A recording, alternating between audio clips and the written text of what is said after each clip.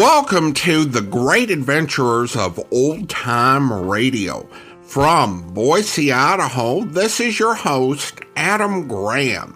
In a moment, we're going to bring you the first of 3 adaptations of films about the O.S.S. But first, I do want to encourage you, if you're enjoying the podcast, to please follow us using your favorite podcast software. In addition, today's program is brought to you in part by the financial support of our listeners.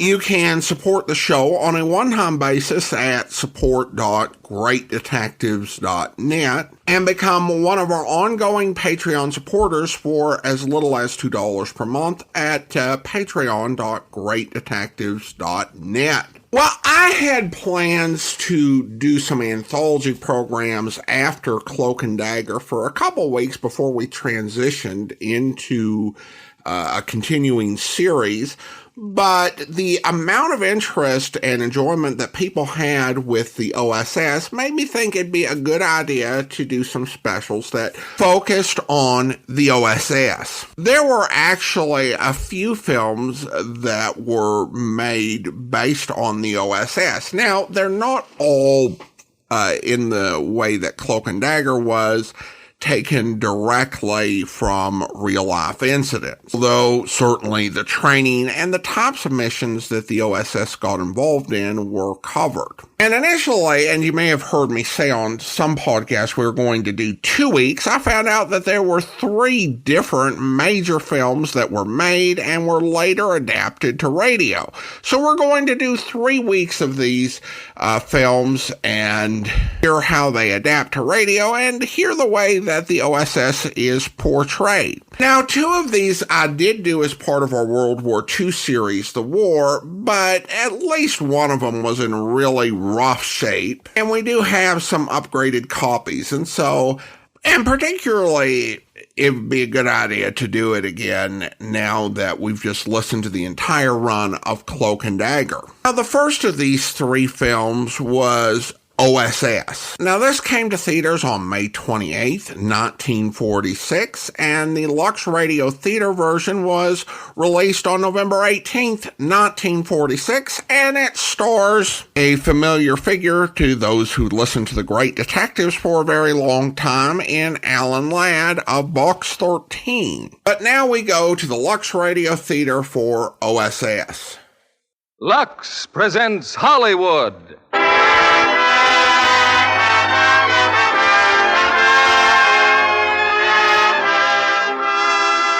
Lever Brothers Company brings you the Lux Radio Theater, starring Alan Ladd and Veronica Lake in O.S.S.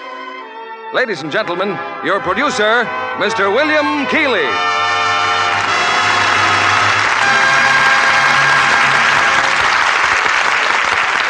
Greetings from Hollywood, ladies and gentlemen, and welcome to the Lux Radio Theater's presentation of Paramount's gripping screenplay, O.S.S., starring Alan Ladd in his original role, co-starred with the talented and lovely Veronica Lake. In introducing tonight's play, I'd like to quote from Major General William J. Donovan, who, during the war, directed the Office of Strategic Services. He says, "While the characters in this motion picture are fictitious, the story is based on a composite of actual incidents in the diversified activities of the Office of Strategic Services, which conducted intelligence, special operations, and unorthodox methods of warfare in support of Allied military operations. It is a tribute to the brave, resourceful men and women, living and dead, who volunteered for these dangerous assignments." In other words, tonight's play is more than thrilling entertainment. It is a glimpse into the hazardous, behind-the-lines activities of those loyal Americans who paved the way for victory, whose lives depended hour by hour on meticulous attention to the smallest detail. An agent of the O.S.S. could not afford to look well-fed in a country living on starvation diets, well-dressed among ill-clad people, or well-groomed in a land where soap was non-existent.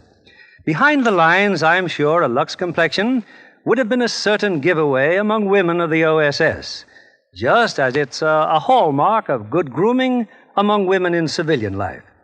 In fact, I can think of no better countersign or password for admission to the League of Lovely Women than Lux Toilet Soap. From LTS, we take you now to O.S.S., starring Alan Ladd as Martin and Veronica Lake as Ellen. Here's the curtain for Act One.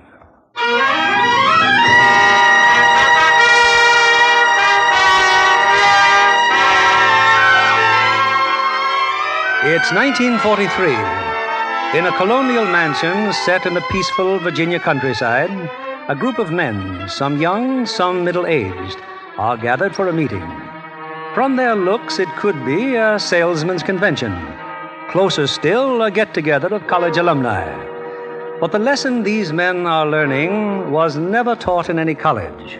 There's nothing superhuman about being a good intelligence agent. Yes, it takes guts, brains, and patience. But this is a new game to us. You trainees are average Americans, and the average Americans are not brought up to fight the way the enemy fights. But we can learn to become agents and saboteurs if we have to. One of these days, you'll be working in Axis territory. You'll be on the spot every minute of the day or night. Your only chance will be to beat the enemy to the punch. Forget everything you've ever been told about fair play and sportsmanship. Forget everything, except that your country is fighting for its life. That's all for now. Radio laboratory at 10 o'clock. Camera room at noon. Dismissed.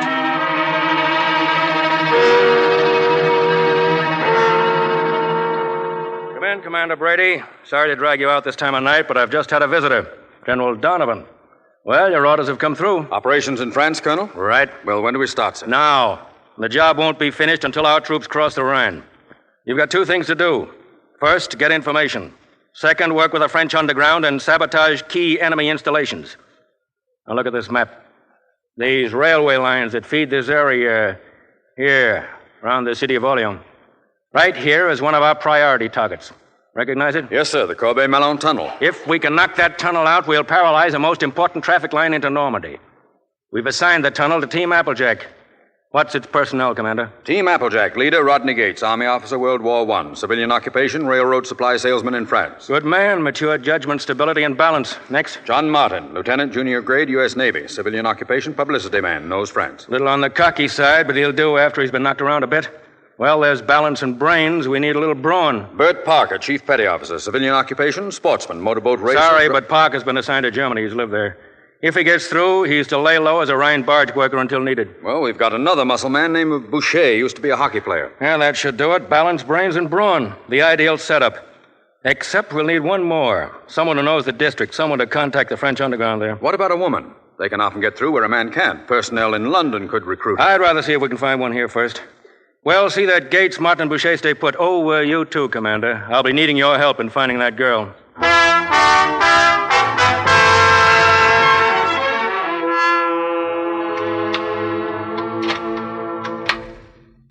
So this is where you live, Miss Rogers.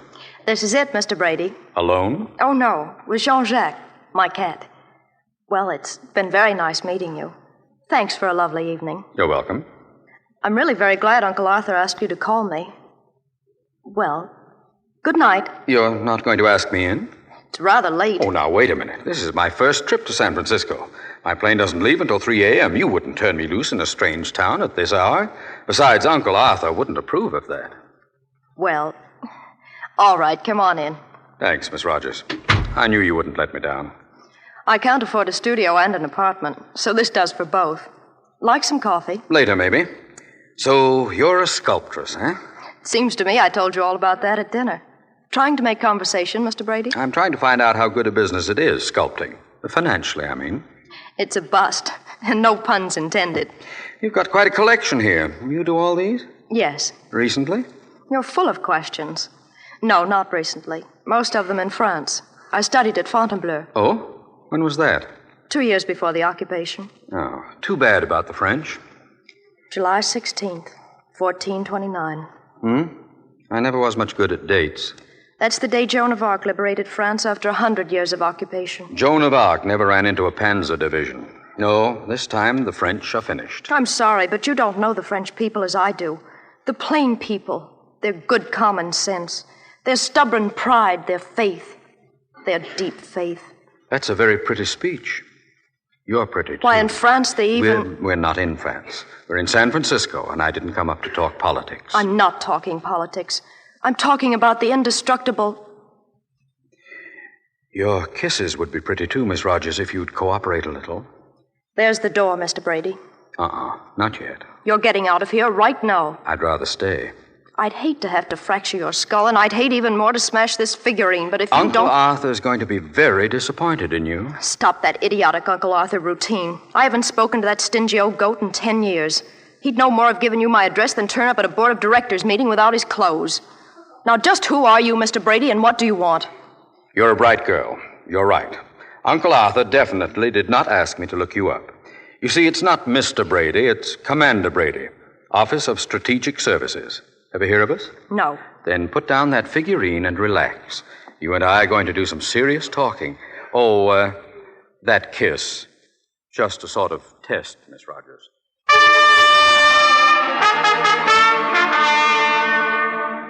Message for you, Colonel Field. Go ahead, read it. San Francisco says yes. It's signed, Brady. Good. Call the laboratory. Tell them Brady will be in for a full report on Thursday.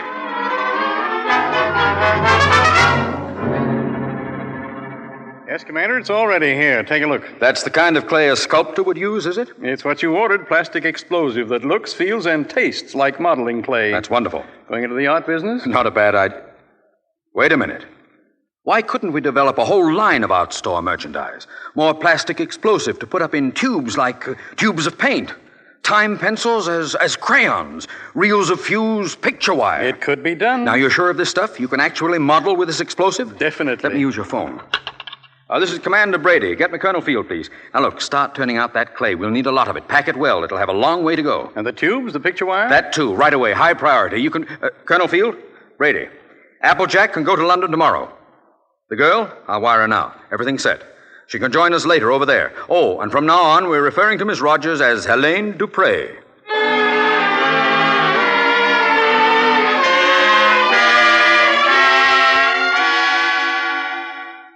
Well, gentlemen, now that Helene Dupré is here with us, Team Applejack is complete. As soon as your clothing and documents are in order, you'll be leaving this hotel. You'll be leaving London. You'll be leaving England. I don't mind saying I'm scared to death. Don't worry, we all are.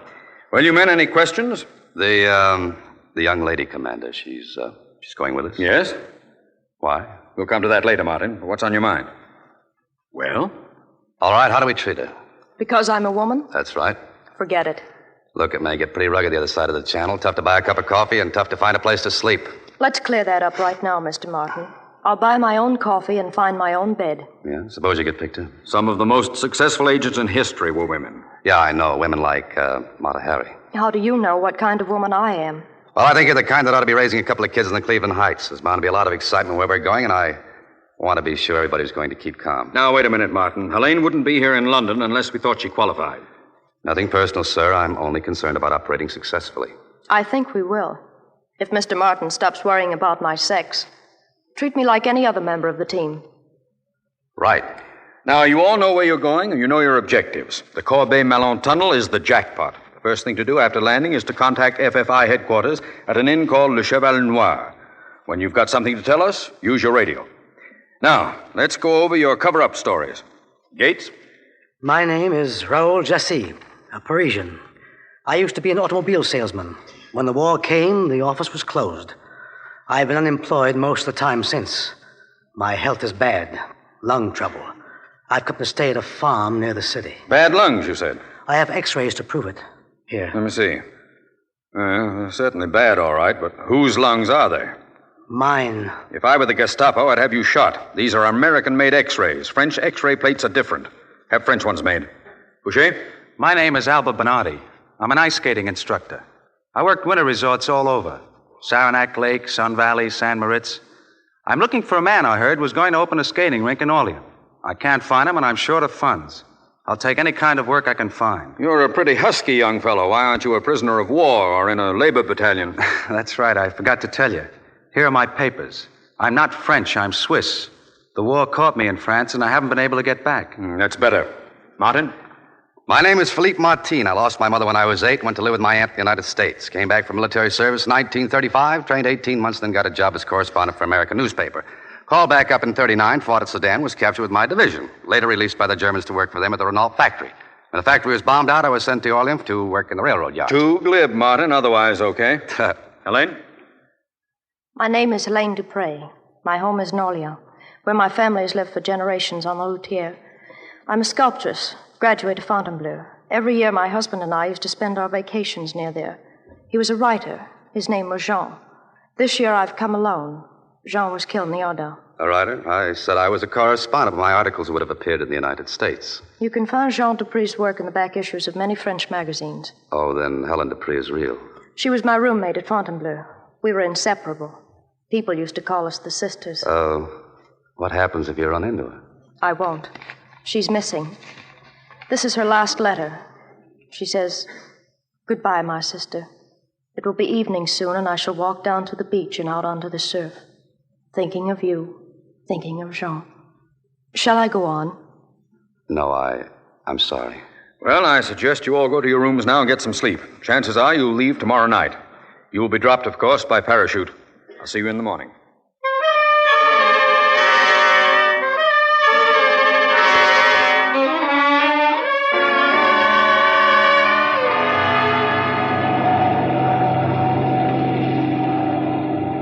I've just been talking to the pilot.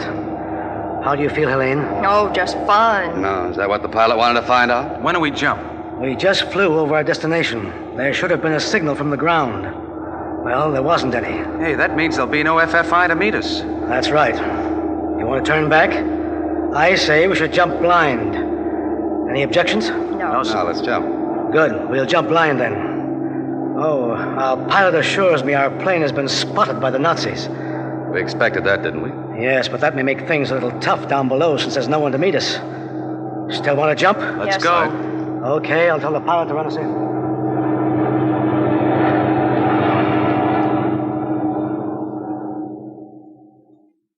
I have counterintelligence for you on the telephone here, Colonel. Oh, thank you.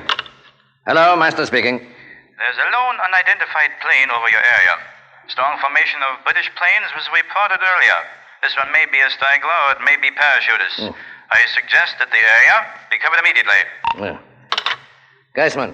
Ja, Herr Colonel. Possibility of parachutists in this area. Watch that inn, Le Cheval Noir. They have been rendezvousing there. Don't raid it. Only watch it.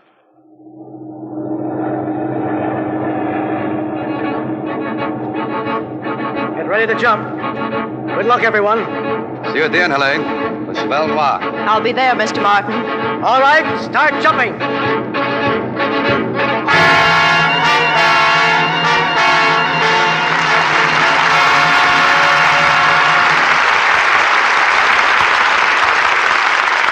In just a moment, we'll continue with the second act of O.S.S., starring Alan Ladd and Veronica Lake.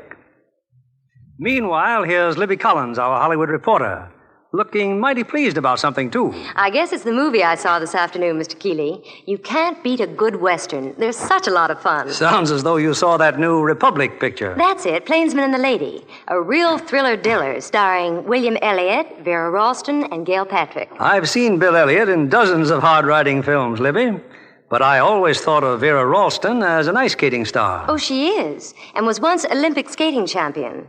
But in Plainsman and the Lady, she again proves herself a fine dramatic actress.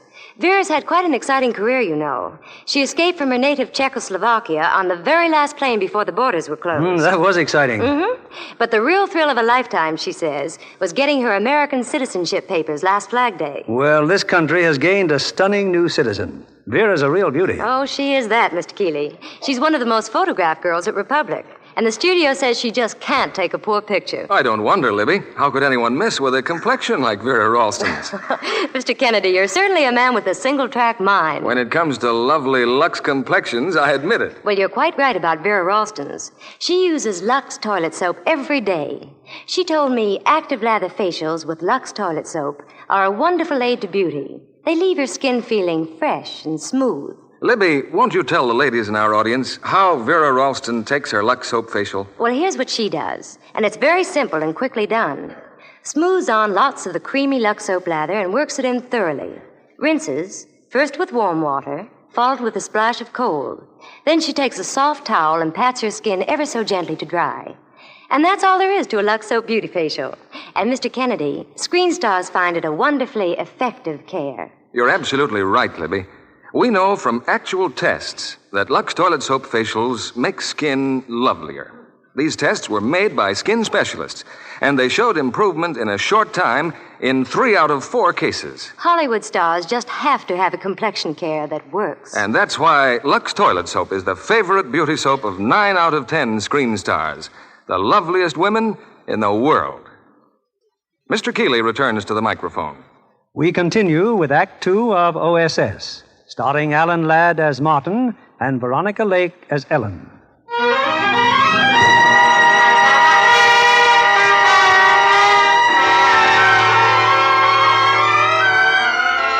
Nearly 3 days have passed since Team Applejack parachuted into a patch of woods near the French city of Orleans. Now in London, where he's been joined by Colonel Field, Commander Brady has received his first radio message from the saboteurs. The message has just been decoded, Colonel. Well, not too good. Gates is dead. Gates? The night they landed, he and the girl went to the inn first. Something must have gone wrong. The others found his body in the morning. And the girl? Not suspected. I've ordered Martin to take over. They're proceeding as scheduled. Well? Martin's got a job in the railroad yard. Boucher's become a scissors grinder. He's rented some sort of a hovel to live in. He'll radio us from there as long as he can. Helene? She's made contact with the underground. An old man named O.S.S. has a shop that sells art supplies. She's found a studio close by. Then things should start happening. They will, sir. They will.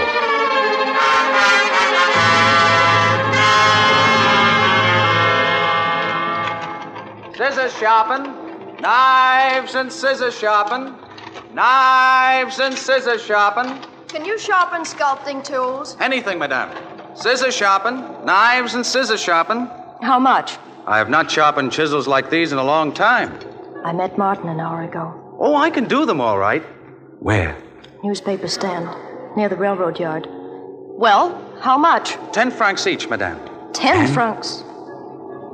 20-car train. 6 a.m. tomorrow. That's ridiculous. Oh, man must live. But where? Le Mans. All right, here. Thank you, madame. I will sharpen them like new. 10 francs each. Outrageous.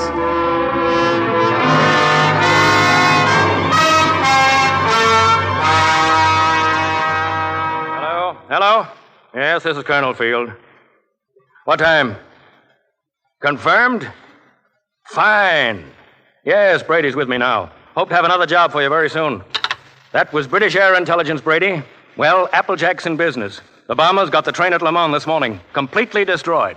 Any other news from Martin? A little. Helene's rounded up some FFI. They're all meeting tomorrow afternoon in O.S.S. art shop.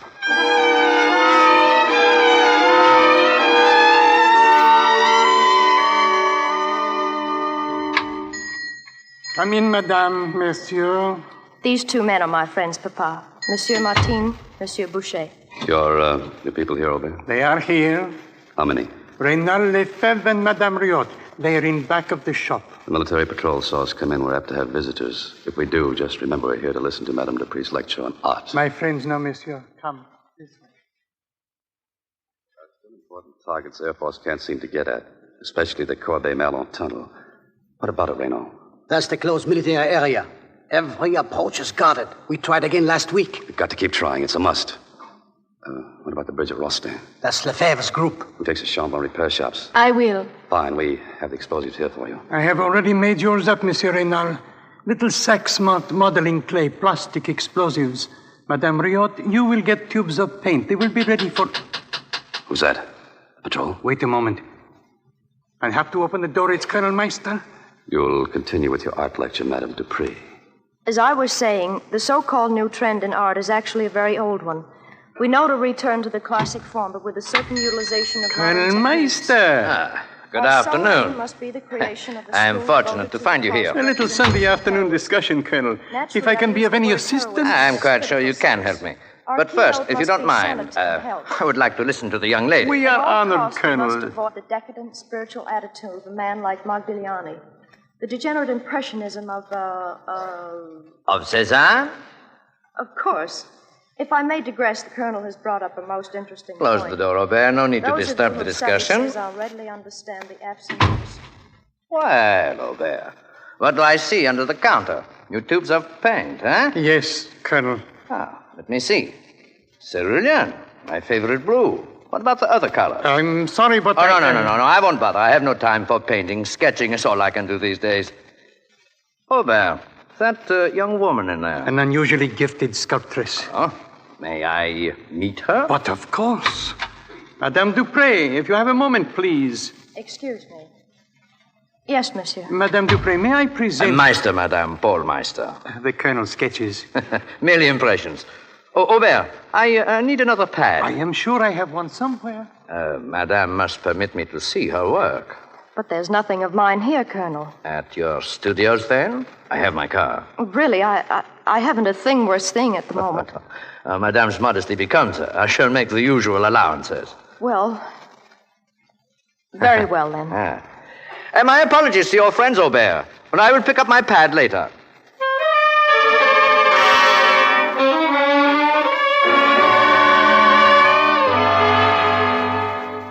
Ah, very nice studio, Madame. Excellent light. Your husband shares it with you?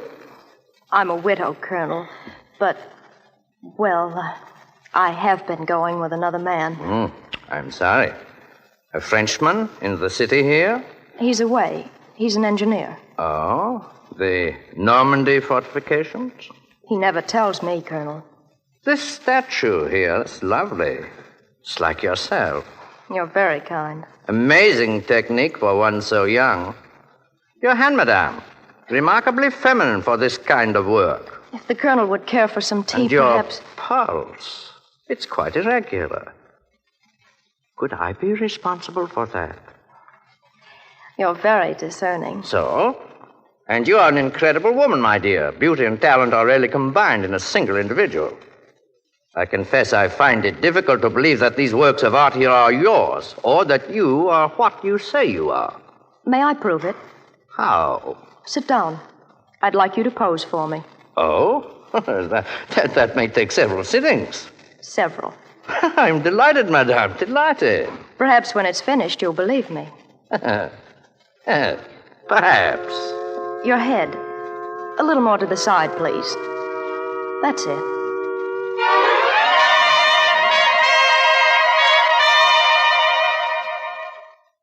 Neise's been coming here to your studio every day now for 2 weeks, and what have we got? Nothing except a pretty fair likeness of his head. I need more time, Martin. Brady's raising the roof. He wants that Corbeil-Mellon tunnel destroyed now. As soon as it is, we go back to London. And believe me, I'm ready to go back. I'm not. Why, you're up a blind alley with Meister. He hasn't told you a thing. Break it off with him. Meister's my department. Don't overestimate yourself. He's dangerous. You don't have much confidence in me, do you? I'd feel the same about any girl I was working with. I thought we'd settled that. No special consideration for anyone. You're not a man and I'm not a woman. We're weapons. But you could stop worrying about Meister. He's leaving town. Yeah, where's he going? I don't know. When? Tomorrow afternoon. It's a troop train leaving for Normandy tomorrow afternoon. It'll pass through the tunnel. Oh, Helene, how long would it take you to duplicate this head you've made? Exact duplicate made out of our plastic explosive clay. Tomorrow noon. Could you get Meister well, I mean... Oh, forget it. I could get him to take me with him on the train? I said forget it. Helene, it's Paul. Meister. Just a minute. Let him in. I'll wait in the kitchen. Well, I had to come early, my dear. Staff meeting. I should be there now. Then you won't sit for me? I came only to say goodbye. Will you miss me, Helene? Paul, take me with you. Oh, I'm afraid it's impossible. Not for an officer of your importance. Oh, I suppose it could be arranged, but... Please, Paul, please. Helene, darling, you are not deceiving me. I know why you want to come with me. I have known how matters stood since the day I met you. Have you? Your engineer. You are trying to get to him in Normandy. You're too clever for me, Paul. And you are too unscrupulous for me, Helene. All right. You may come with me. Thank you, Paul. After all, our little masterpiece is still incomplete. Bring it with you. Pleasant journey together, a weekend perhaps to finish it, and then, my dear girl, go with my blessing. Is that satisfactory? Oh, yes. Good. Be ready to leave early in the afternoon. My driver will take you to our compartment on the train. Auf Wiedersehen, Helene. I heard what he said. All right, get to work on that duplicate right away. Explosive clay will require a fuse, and I don't know how to set one. Obed will bring a fuse here. He'll set it. How will you pack it for travel? A wooden box, I suppose. Just make sure you'll be able to open it quickly. Light the fuse when the train stops in the tunnel. You're sure it will stop? I'll see that it does. Reynal can give me a railroad inspector's pass. The train takes on water a few miles east of the tunnel. I'll get on then. As for getting off, we'll both have to take our chances. Of course. Good luck, Martin. Yeah, thanks. Maybe I'll see you tomorrow at the tunnel. What? Never mind. Get to work.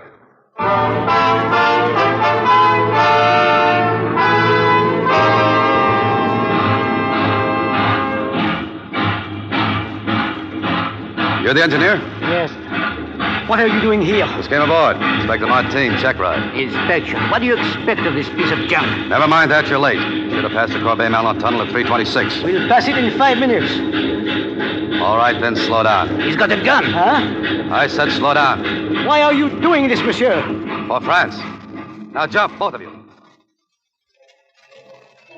Paul, the train stopped. What's the matter? Oh, it's nothing. Seems very strange stopping in a tunnel. It makes our journey together longer. Paul, I'm worried. Please go and ask someone. No, later. But I'm really frightened. Please, Paul. All right. Corporal, where are you? I had the train. Stop.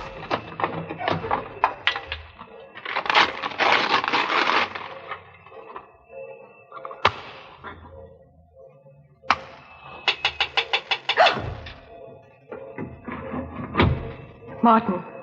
Don't ask questions. Hand me that box. The fuse is lit. Good, I'll set it by the track. Here. Be right back. Climb out of the window. Hey, open the door. What's the matter? Climb out, do you hear? You've still got a chance. Who is that talking? Hello? Hurry. Corporal, break this door down.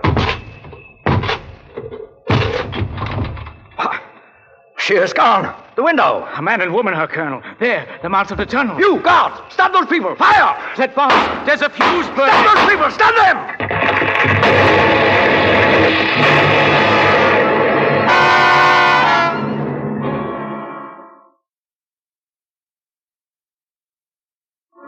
Come in, Brady. Well? The report's confirmed by aerial reconnaissance, Colonel. The tunnel's destroyed. That's great. Yes. Except there's been no word since from Team Applejack. I know. Get a message through to Team Sombrero. Tell them to stand by to take over Applejack's assignments. Martin, Boucher, the girl, they're either dead, Brady, or captured.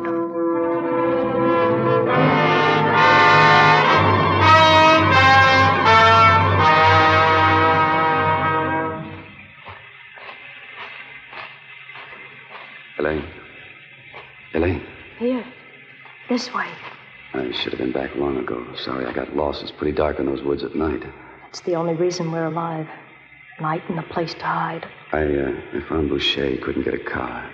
Meister's alive, and he closed in too fast. He can't stay here. I know. I sent Boucher on to Dijon. If he can get to a radio, you'll contact Brady and have him send a plane in to pick us up. When, where, I don't know. We'll meet Boucher at the park in Dijon tomorrow. How will we get there? The highway's full of refugees. We'll have to lose ourselves among them. It's safer if we travel alone. No, you're in pretty bad shape. I'll manage. Oh, now look. You look. We almost failed in the tunnel because you came back for me. Never come back for me again. Do you understand? Never come back. Okay. Can you find the highway? Yes. We park in Dijon tomorrow.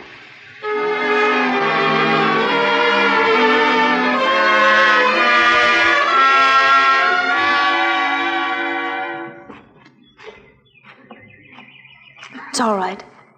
You can sit down. Hello. Hello. Where's Boucher? We've had some luck. You found some FFI. They're getting us jobs at the airport. Did he find a radio? No, not yet. We've got to be careful. Meister and his boys will be beating down our necks. Do you have any money? I haven't eaten since yesterday. A little. We'll find a restaurant. Those men. What? Don't look. 2 of them. They're watching us. Start smiling. That's better. I'm going to kiss you. Sweetheart, it's a park bench. That may convince them. Too bad, Martin. They're still watching. Come on, we better go.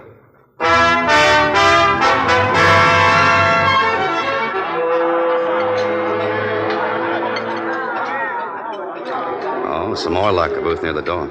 Just get me something to Sit eat. tight. Company's coming. One of those men in the park. Well, good evening.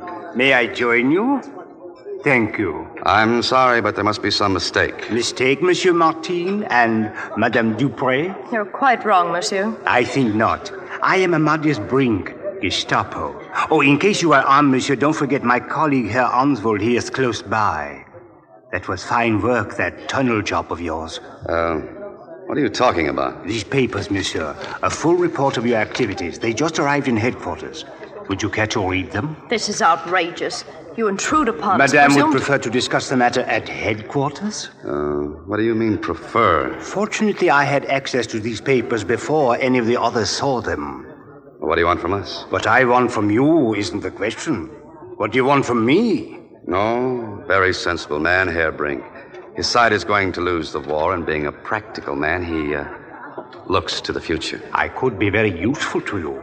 I have access, for instance, to the weekly Dijon Berlin military pouch, and the courier's my cousin. And what's your price? Immunity? That goes without saying. A small weekly payment and 50,000 American dollars deposited in my account in the Bank of Switzerland. Maybe we can do business. I was so sure we could. You'll have to get us a radio. Oddly enough, I have another cousin who might be persuaded to lend you one for 20,000 francs. We'll be short of funds until we contact our principals. Until then, only too glad to accommodate you. At a fair rate of interest, of course, shall we say 15%? Well, I will leave you to think things over. Till tomorrow, then, at the same time, here. Oh, Herr Arnsvold, just refugees. A couple madly in love with each other. You believe him? There's no choice. I have to. And we were going back to London. Brink is on the level. We don't dare leave. If he isn't, we'll get what Gates got. Oh, Helene, I'm sorry. For what? Oh, the way I snap at you most of the time, the way I... Aren't you forgetting something? Yeah.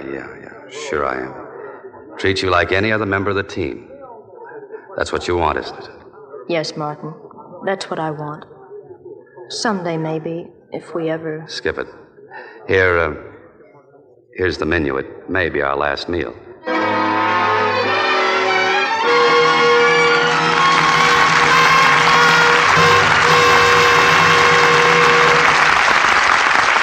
We pause now for station identification. This is CBS, the Columbia Broadcasting System.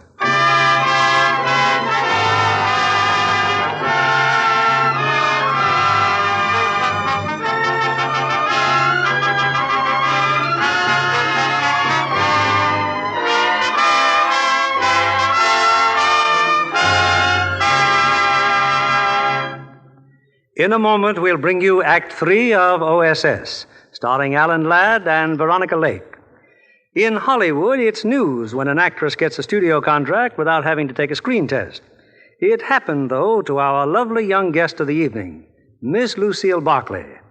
How does it feel to be a Paramount starlet, Lucille? I still can't believe it, Mr. Keeley. You see, I'd come to Hollywood for a summer vacation.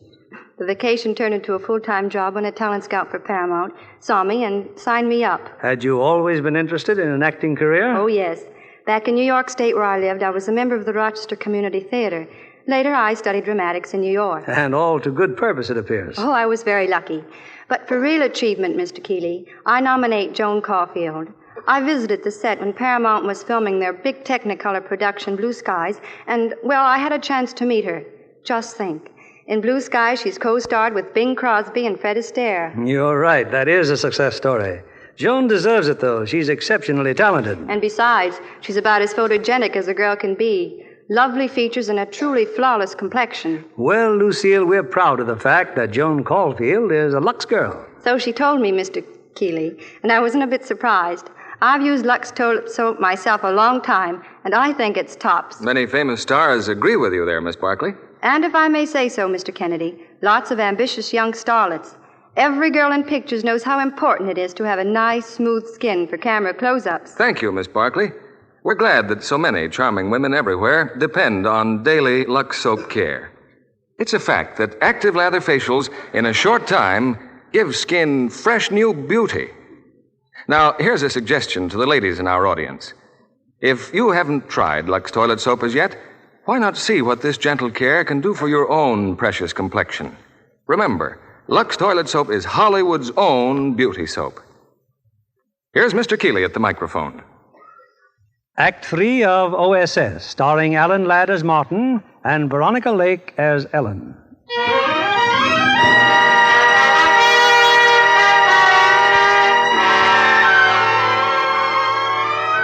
For a month now, O.S.S. headquarters in London has been receiving amazing information from Team Applejack, and Allied bombers subsequently have been smashing Nazi installations with bewildering accuracy. Back again in London, Colonel Field gets the details from Commander Brady. It's really quite simple, Colonel. Our key man, of course, is Brink.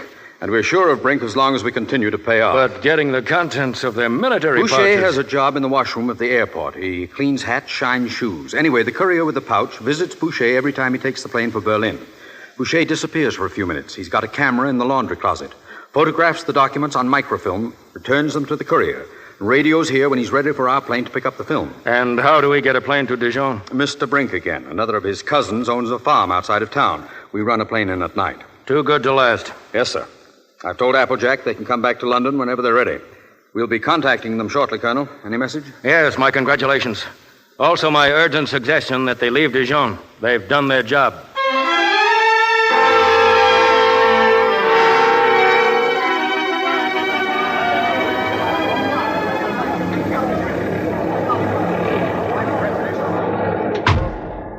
Shoe shine, sir? Brush your hat, sir? The courier. He was here, Boucher. This morning, Herr Brink. Good. Tell Martin our Gestapo spotters are closing in on your radio. One more message and they'll trace it to your rooming house. Suspend operations until I find another place. Oh, you might shine my shoes, if you please. The film, Boucher. Here. One of the documents I photographed is red hot. The Krauts have busted a top American code, Martin. Broken It's code. all on a film. A broken code. Brady's got to know about that quick. How soon can you get to your radio? Any time now, but... Tell Brady what we've got. Tell him to get a plane in here tonight, a big one to take us out with that film. We're through. We've had enough. The radio. If I try to use the radio... Yeah, what about it? Nothing. Where will you be? And Helene? Meeting Brink in the park. It's payday. After that, we'll go out to the farm. Come out as soon as you can. We'll be in London tonight. Tonight? Yeah. Oh, if you see Helene, say hello for me, will you?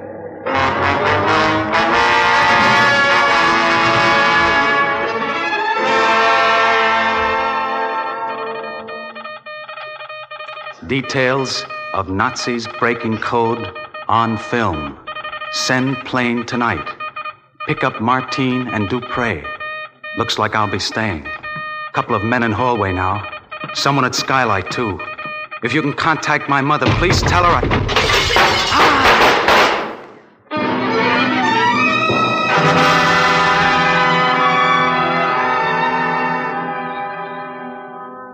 You're late, Brink. How long do you think we can hang around the public park? It was unavoidable. Oh, good evening, madame. My money, monsieur. Here. Oh, thank you.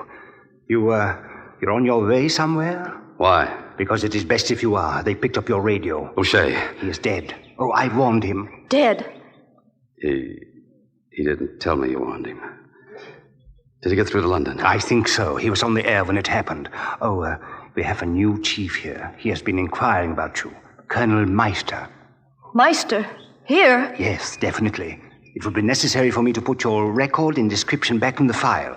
Oh, wherever it is you are going, if you would care to rent a car... All right, where is it? That one across the street. Shall we say 10,000 francs? I'll give you 8. I am a reasonable man. 8,000. Good night. Good night.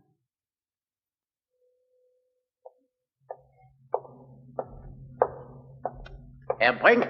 Oh, Herr Answald. Is not that your car I just saw? Who was driving it? My car? Yes, the man and girl. They looked strangely like the couple Colonel Meister just described to me. What couple? The colonel is very anxious to see you, Herr Brink. My trusted colleague. I don't suppose we could talk in purely business terms, Herr Answald. Shall we say 100,000 francs? No, I suppose not. Come along. Pity. I was always such a reasonable man.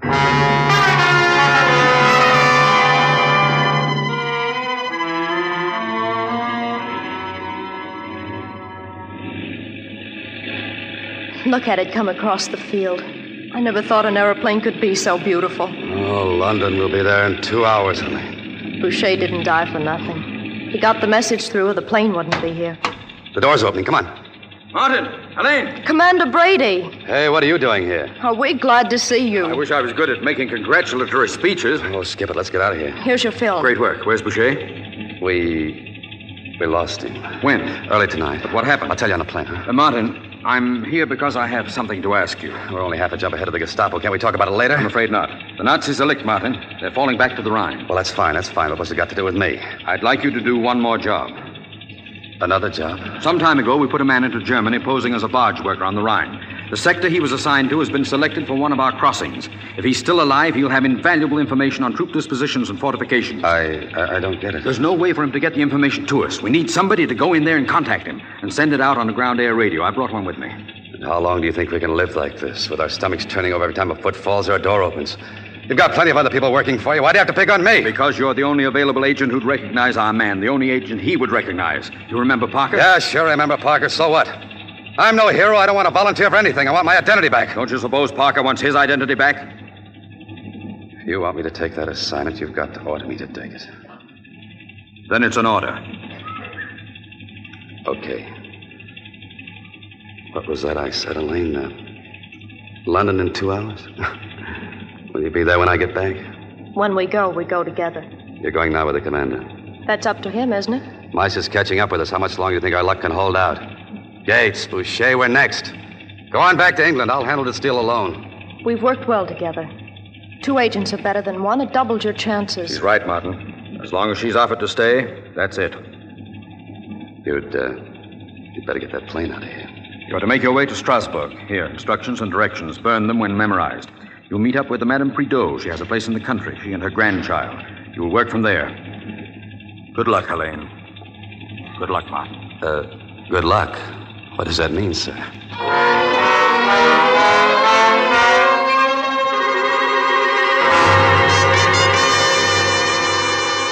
News from Martin, Colonel Field. They're at the Prideaux farm. Any word about Parker? Nothing yet, sir. How is Martin getting to us? Ground air radio. We send a plane over his area. Martin talks to the pilot.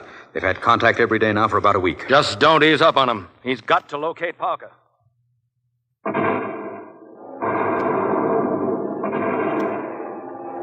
More bombers, Madame Prideaux. But there are bombers. Don't be frightened, Giraud. I'm not frightened, mademoiselle. In the village this morning, German soldiers all over, stealing everything. They may come here. They're retreating. They may. But these potatoes they will not find. And we will have these potatoes planted before the spring is out. Who's to plant potatoes, Grand-mère? Our men will come back, Giraud. Always the men come back home. Monsieur Martin is going to the orchard again. He's talking to the American airplane. I'd feel better if he didn't have to go so far from the house. Maybe he can talk to our men, too. Maybe he can tell them when it's safe to come home. Listen, there's a truck on the road. Germans. Giraud, the potatoes. Hide them in the cellar. I can see them. They're turning in here. Monsieur Martin!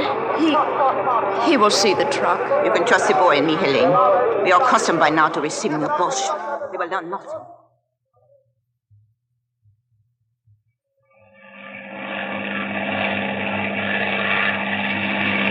Can you hear me up there? Can you hear me? Slower, pal. More distinctly. We're recording this, you know. I said the Nazis are pouring across the Rhine. Bridges, boats, barges, anything that'll float. What about Parker? No sign of him. We've been down to the docks every day. Most of the barge ran out when our plane started strafing. If Parker stayed on, we might have shot him up ourselves. Wait a minute. You expecting a truck? Huh? What are you talking about? Your house. A truck just pulled up. Troops. You better duck, Martin. You got a gun? Yes, but... Take care of yourself. We'll be back at 100.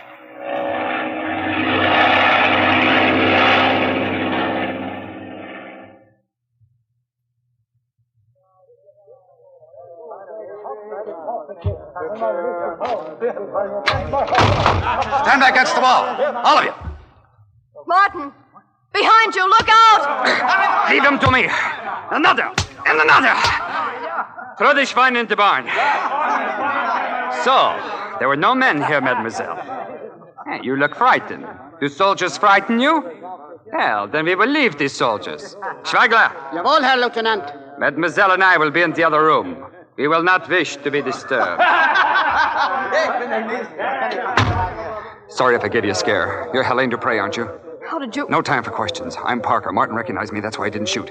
I heard him, but I had to. I've seen you both down at the docks, but I never was able to get to you. That's why I got this uniform filling with those drunks inside. I've got to talk fast, so listen carefully. The Krauts are heading for the East Bank. I have their troop dispositions down cold. Can you get them out? Martin has an air-ground radio. He keeps it buried in the orchard. Good. I'll get rid of these troops inside, but I'll have to go with them. So it's up to you and Martin to get this information through. Go ahead. All right. It's about 5 miles between Fredericksburg and Truda with nothing but a few patrols between. That's just one of the weak spots. There's another just north of Lacen. If our troops cross at these spots, we'll save thousands of lives. Now repeat after me. The 146th Panzer Division in reserve near Broheim. The 146th Panzer Division in reserve near Broheim. The 122nd Grenadiers just west of Linstein. The 122nd Grenadiers just west of Linstein. 8th Infantry Division due south.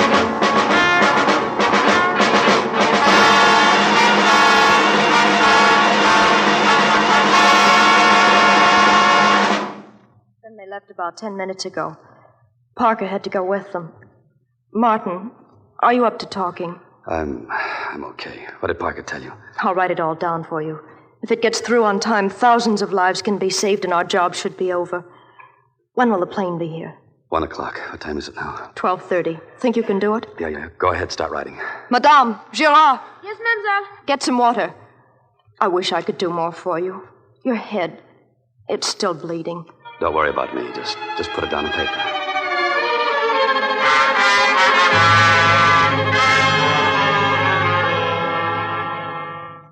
Here. This is it, Martin. Everything written down. I'll come back as soon as I've contacted the planes. You will be leaving us then? Yes. Where you go, you will be together. We'll be together. We'll be together from now on.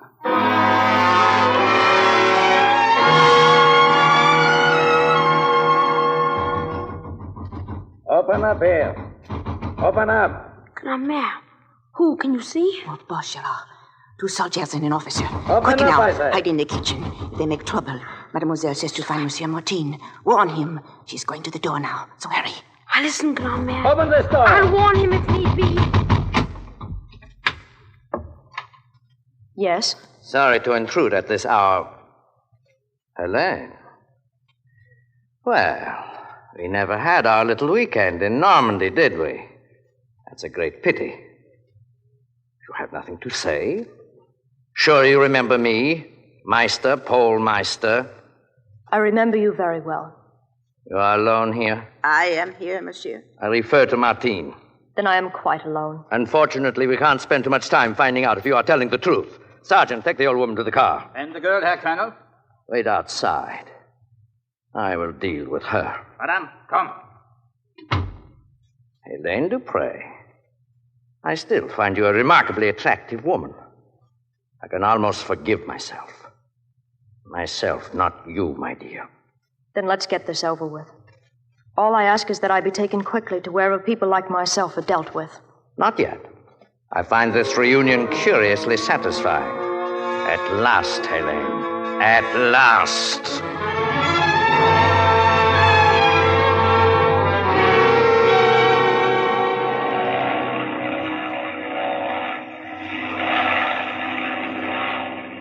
Monsieur Martin!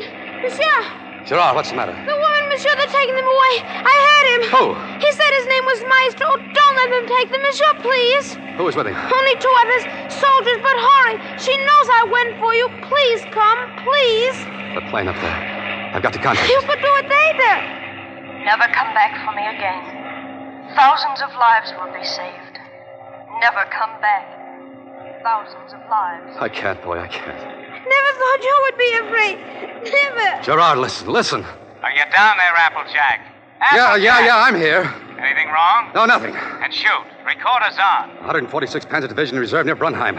122nd Grenadiers just west of Linstein. Slow down. The 8th Infantry Division south of Robert Canal. You're losing range, Martin. And slower. Robert Canal!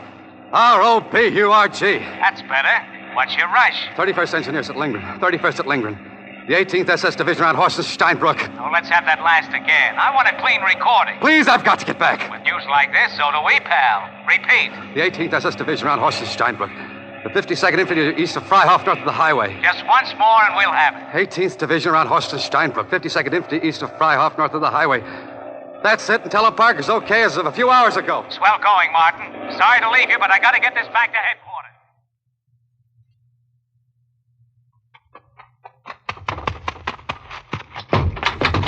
Helene! Helene! They're gone, monsieur. It's too late. They're gone. Helene.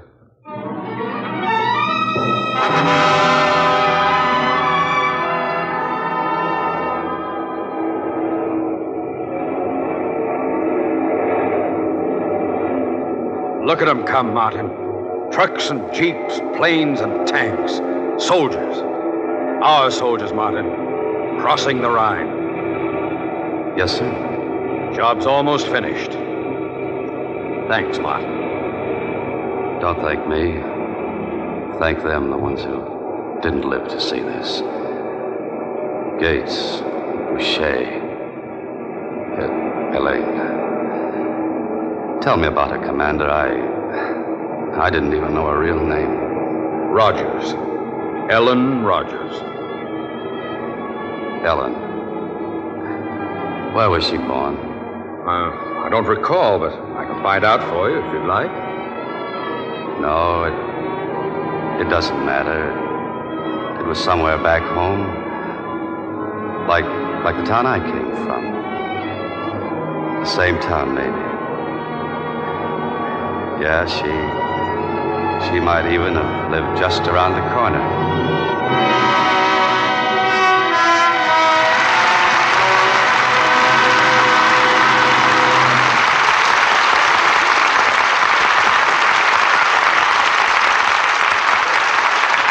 Well-deserved applause for an exciting performance by our two stars, Alan Ladd and Veronica Lake.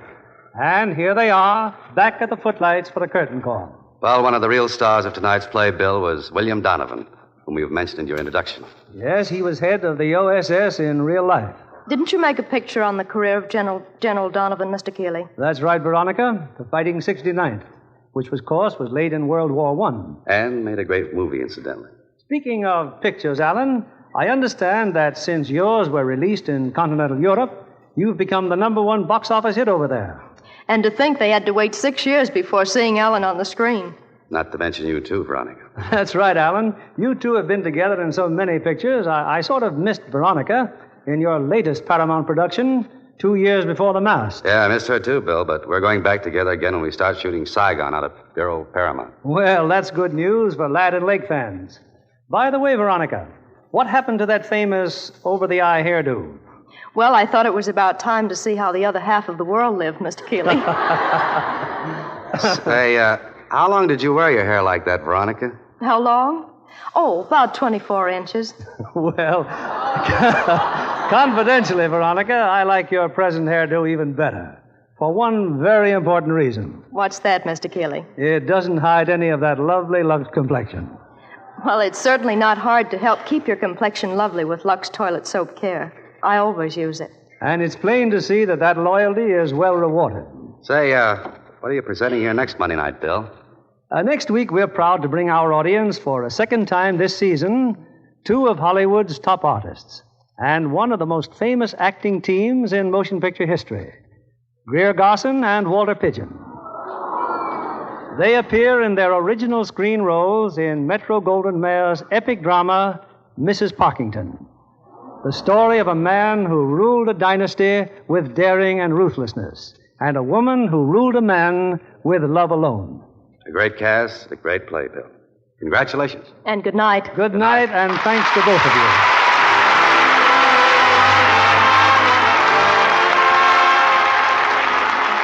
Lever Brothers Company, the makers of Lux Toilet Soap, join me in inviting you to be with us again next Monday evening when the Lux Radio Theater presents Greer Garson and Walter Pidgeon in Mrs. Parkington. This is William Keeley saying good night to you from Hollywood.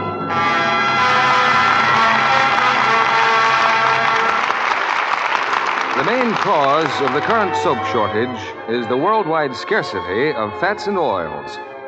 Industrial fats are needed also in the manufacture of many other essential household goods. So please continue to save used kitchen fats. Your butcher will pay you for every pound you turn in. Secretary of Agriculture Clinton P. Anderson says it is urgently important that American women keep on saving and turning in used fats, taking advantage of larger meat supplies to step up their fat salvage. Heard in our cast tonight were Gale Gordon as Brady, Joseph Kearns as Meister, and Richard Benedict as Boucher. Charles Seel, Norman Field, J. Novello, Rolfe Sedan, Noreen Gammill, Ed Emerson, George Neise, Howard Jeffrey, Henry Roland, George Sorel, Truda Marson, and Robert Conte. Our music was directed by Louis Silvers. This program is broadcast to our men and women overseas through cooperation with the Armed Forces Radio Service. And this is your announcer, John Milton Kennedy, reminding you to tune in again next Monday night to hear Mrs. Parkington with Greer Garson and Walter Pidgeon. Rely on Spry, S-P-R-Y. Yes, it's Spry for lighter, finer, richer flavored cakes every time. Make that next cake with pure all-vegetable Spry, the shortening with the magic cake-making secret. Hear him say, Wonderful. the reason why, S-P-R-Y. For all you bacon fry, rely on Spry. Be sure to listen in next Monday night to the Lux Radio Theater presentation of Mrs. Parkington with Greer Garson and Walter Pidgeon. And why not tune in a half hour early to hear Joan Davis over most of these stations? This is CBS, the Columbia Broadcasting System. Welcome back. Well, a solid story, and there are some similarities to Cloak and Dagger, but there's also a bit more of a Hollywood polish on the story and the way it's told. But the radio version has a really good epic feel of this major spy adventure. The film was written by Richard Mabon, who wrote the screenplays for 13 of the James Bond films. And there can be a sense of that sort of sense of scale and drama, but it's dialed back, obviously, here, because you're not telling a story about some superhuman person. The big point at the end about Ellen, that she could have been someone who lived right in Martin's hometown, heightens the great truth of how the story of the O.S.S. was the courage of ordinary Americans willing to take risk. One thing I found fascinating about the portrayal was how headquarters realized that the whole situation where they were set up with Brink, and they were like, okay, this is great, but this is not going to last. We need to get these guys out of here.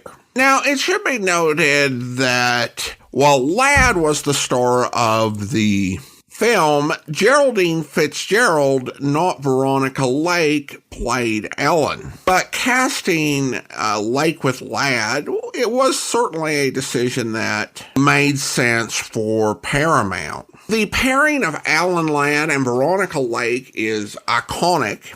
It's one of those duos that people remember. They actually only made 4 dramatic films together. They also cameoed in 3 other films as themselves. But they left an impression in the films they've done, and those 4, This Gun for Hire, The Glass Key, The Blue Dahlia, and Saigon, have got quite a few fans, and so it made sense for Paramount with them making Saigon to have that pairing of Ladd and Lake out front. I will admit, with Gale Gordon's character, given that he was operating in San Francisco, I imagine this was the true story of what Gregory Hood was doing during the war. For those of you who are old-time Radio Detectives listeners. Listener comments and feedback now, and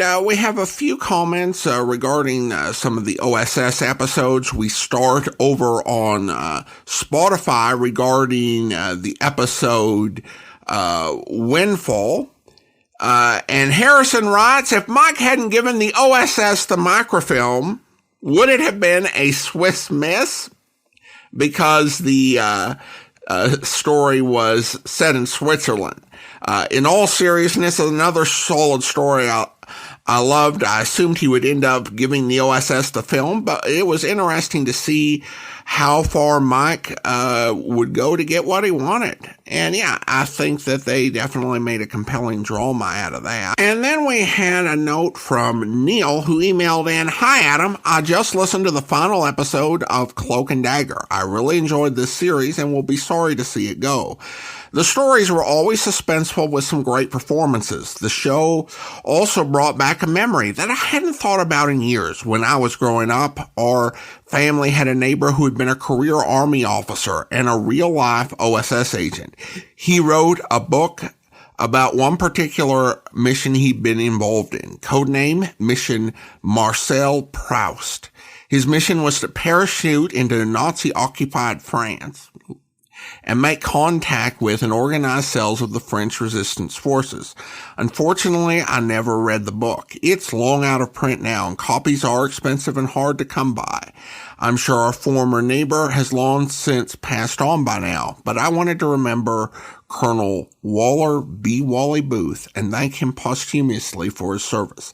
Thank you to Adam for bringing this great show to light and giving fans many hours of radio entertainment over the years. I look forward to whatever you've got for us next. All the best and Merry Christmas." And that's from Neil in Charlotte, North Carolina. Well, thanks so much. And I did just a little quick research and found that Mr. Booth did indeed pass in 1986. However, his grandson, Jeffrey Lilly, posted a story on his blog about a trip he took to France to follow in his grandfather's footsteps and some of the insights he learned about his life. I did go ahead and forward that on to Neil, and I'll include a link to Mr. Lilly's article for those who are curious. But thank you so much. Appreciate the email, Neil. Now I want to thank our Patreon supporter of the day. Thank you to Danny, Patreon supporter since August of 2025, currently supporting the podcast at the secret agent level of $4 or more per month. Thanks so much for your support, Danny. And that will do it for today. If you're enjoying the podcast, please follow us using your favorite podcast software. For the great detectives of old-time radio, we will be back on Monday with Danger with Granger. If you're listening on our Great Adventurers feed, we will be back on Tuesday with the next installment of Tarzan. And of course, we'll be back next Saturday with another Lux Radio Theater O.S.S. story, and in 3 weeks, we'll be bringing you Counter Spy. In the meantime, do send your comments to box13@greatdetectives.net. From Boise, Idaho, this is your host, Adam Graham, signing off.